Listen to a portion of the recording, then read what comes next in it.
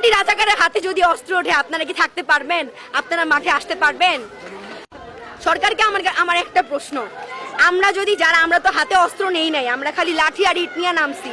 আপনারা tear shell, rubber bullet, original bullet, বোমা, যে যা পারছেন রাইফেল নিয়ে নামছেন। আমাদের হাতে যদি অস্ত্র ওঠে আপনারা কি বাঁচবেন?